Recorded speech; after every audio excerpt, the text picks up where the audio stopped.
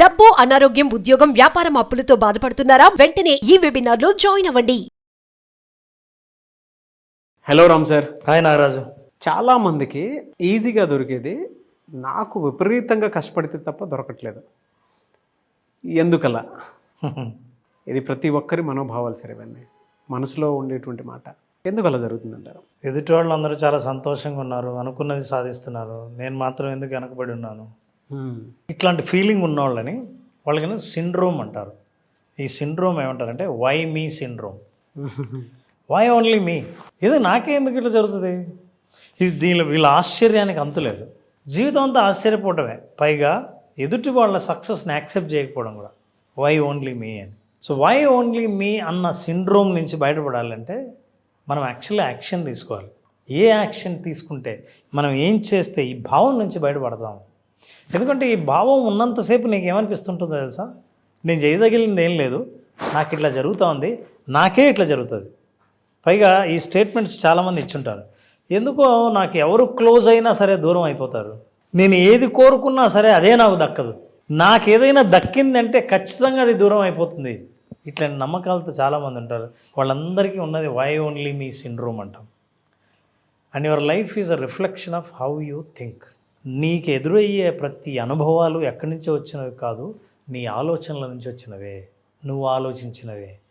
అదేంటండి, వేరే మనిషి నా జీవితంలోకి వచ్చి వెళ్ళిపోతుంటే అది నేను ఆలోచన చేశానంటారా? నేను ఎట్లా ఆలోచిస్తాను?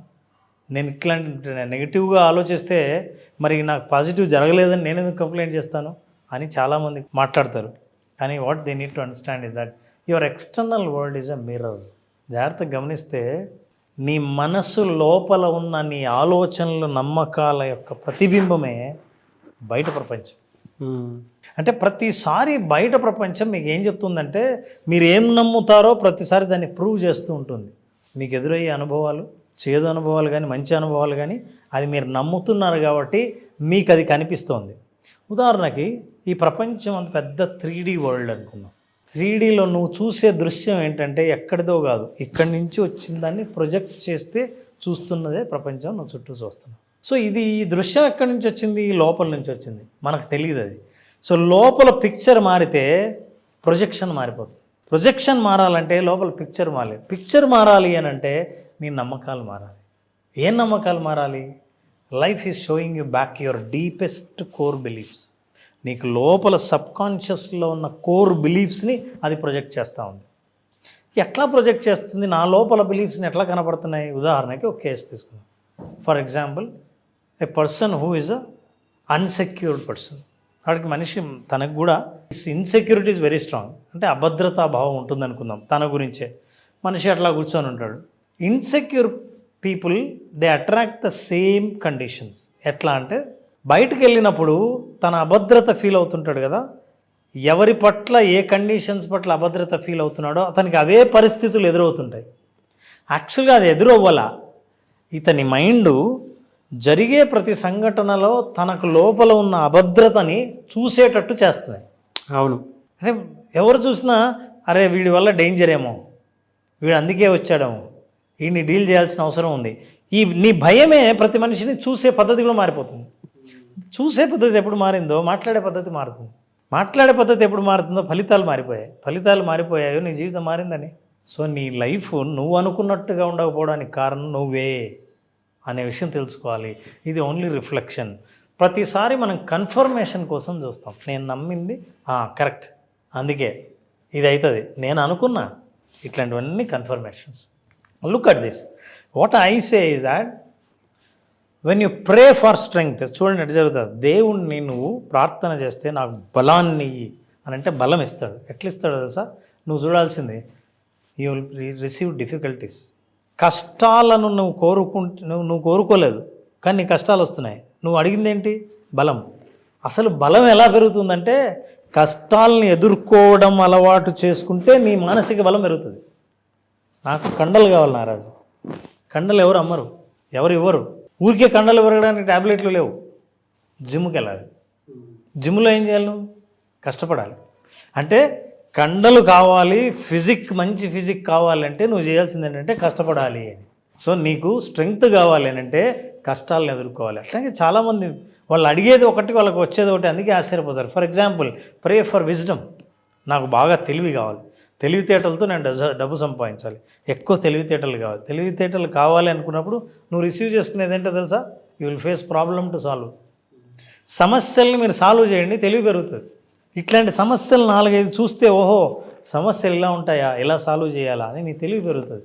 సో తెలివితేటలు పెంచుకోవడానికి వచ్చే సమస్యలు నాకే ఇట్లా జరుగుతుంది కాదు, సమస్య వచ్చిందే నీ తెలివి పెంచడం కోసమని నమ్మాలి. Look at this, when you want love, ప్రేమ కావాలి, మంచి రిలేషన్షిప్ కావాలి, జీవితంలో నన్ను నమ్మేవాళ్ళు, నన్ను పట్టించుకునేవాళ్ళు, నేను చెబితే వినేవాళ్ళు ఎవరు లేరు అని అనుకుంటాం. అప్పుడు you meet needy people for help. సహాయం కోసం సహాయాన్ని అర్థించే పీపుల్ని నువ్వు కలుస్తావు. నీకేమనిపిస్తుంది? నాకే లవ్ కావాలని నేను అనుకుంటుంటే నువ్వు సహాయం కావాలని నాకు వచ్చావేంటి అని అనుకుంటావు. నువ్వు వాళ్ళకి సహాయం చేస్తే, వాళ్ళు ఆనందపడితే, ఆ ఆనందం ముఖంలో నుంచి రిఫ్లెక్ట్ అయితే మీకు ప్రేమ అంటే ఏంటో తెలిస్తే అప్పుడు మీకు ప్రేమ పరిచయం అవుతారు. అప్పుడు now you will become a form of love. నాన్న స్టోరీ చెబుతా, అంటే ఏం జరిగినా నీకు ఎందుకు జరుగుతుందో నీకు తెలియదు. ఓ యాత్రికుల బస్సు పోతుందంట. యాత్రికులు అందరూ కూర్చున్నారు. 2 రిటైర్ అయిపోయిన తర్వాత వృద్ధ దంపతులు అట్లా ప్రపంచం అంతా చుట్టి రావాలని వాళ్ళు కూడా కూర్చున్నారు బస్సులో. బస్సు ఒక చోటకు వెళ్ళి ఆ కొండ ప్రాంతంలో పోతా ఉంది, ఒక చోట ఆగిపోయింది. ఎంత స్టార్ట్ చేసినా స్టార్ట్ అవ్వలేదు. ఎవరో అన్నారు, ఎక్కడో బ్యాడ్ లక్ ఉంది బస్సులో, అన్లక్కీ పీపుల్ ఎవరో ఇక్కడ ఉన్నారు, వాళ్ళు దిగిపోతే తప్ప ఇది బస్సు స్టార్ట్ కాదు. అందరూ ఒకరి ముఖాలు ఒకరు చూసుకున్నారు. వస్తే నేనేం కాదు అని అందరిని, ఎవరు నేను బ్యాడ్ లక్ అని ఎందుకు దిగుతారు? ఎవరు దిగట్లేదంట. సో ఒక్కొక్కరిని దింపడానికి ట్రై చేసి ఒక్కొక్కరిని దింపితే బస్సు స్టార్ట్ అవ్వలేదు. ఈ వృద్ధ దంపతుల్ని దింపుతూనే బస్సు స్టార్ట్ అయింది. బస్సు వెళ్ళిపోయింది. వాళ్ళిద్దరు ఆగారు. బస్సు ముందరికి పోయింది. వెళ్తూనే కొంచెం దూరం పోతానే ఆ కొండల్లోంచి పెద్ద బండరాయి దొర్లుకుంటూ వచ్చి ఆ బస్సు మీద పడి అందరూ చచ్చిపోయారు. ఇప్పుడు ఎవరు దురదృష్టవంతులు? ఇంకా దీని తర్వాత ఉంది, భర్త అన్నాడంట, మనం ఆ బస్సులో ఉండాల్సింది. అదేంటండి అట్లా అంటారు?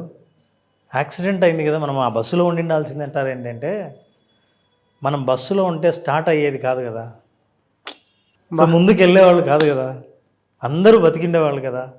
అందుకే నీ జీవితంలో జరిగే సంఘటనలు ఎందుకు జరుగుతాయి, జరిగిన వాటికి ఒక మీనింగ్ ఉందని నువ్వు నమ్మితే, నువ్వు ఫేస్ చేసే ప్రతి సంఘటన వెనక ఒక అర్థం ఉంది, అది నువ్వు కోరుకున్నది నీకు దక్కడానికి ఇది జరిగిందని నువ్వు నమ్మితే అన్నీ సాధించడం మొదలు పెడతాయి.